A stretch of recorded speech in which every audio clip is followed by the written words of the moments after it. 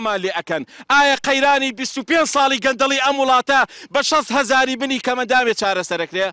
وەک دەربڕینی ناڕەزایی لە پاشەکەوتکردنی بڕێک لە موچەکانیان و بڕینی موچەی بەشێکی تریان، خاوەن پێداویستیە تایبەتەکان لە بەردەم نووسینگەی پەرلەمانی کوردستان لە سلێمانی بە کۆمەڵ ڕەشیان پۆشی.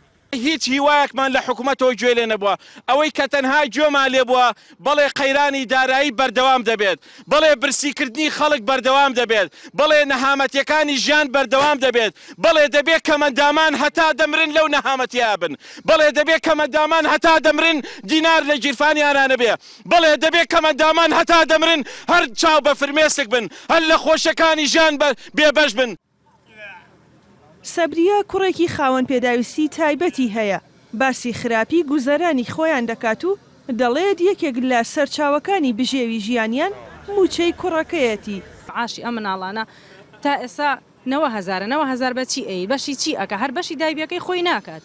یعنی گوناح نییە هەڵ ئەسی حکومەت دەسەبا لە کوتی موچەی کەمەندامان ئەبڕێت، بەڕاستی ئەوی شەلەل دەماغێکی لە ماڵە هەبێ ژیانی هەموو خێزانەکە فەوتاوە هەمووی مردون بەدەستیەوە. زۆر زەحمەتە، هەر یعنی مردن خۆشترە لەو ژیانە. هەتاکەی لەم وەزعەیە بژین ئەبێ بگەین نەتیجەیەک، هەتاکەی خەڵک توانای نەما، خەڵک برسیە، خەڵک توینووە، خەڵک پەنا بۆ زۆر ئیشی نەشیا و ناشرین ئەبا ناچار بووە.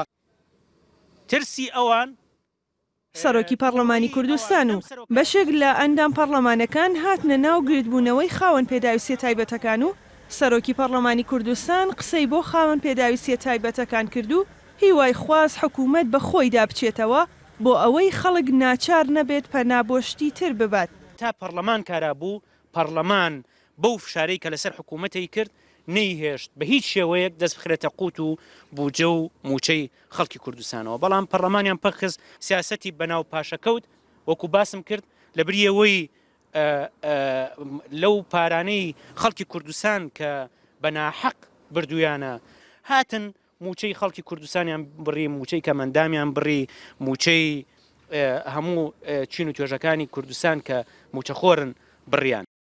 لە هەرێمی کوردستاندا زیاتر لە 120,000 خاوەن پێداویستی تایبەت هەن و لەو ژمارەیەش نزیکەی 30,000یان لە سنووری پارێزگای سلێمانین کە لە دوای پەیڕەوکردنی سیستەمی پاشەکەوتکردنی موچەکانیان لە نێوان 60,000 بۆ 90,000 دینارە و نزیکەی 40,000 خاوەن پێداویستی تایبەتیش موچەکانیان لەلایەن حکوومەتەوە بڕاوە.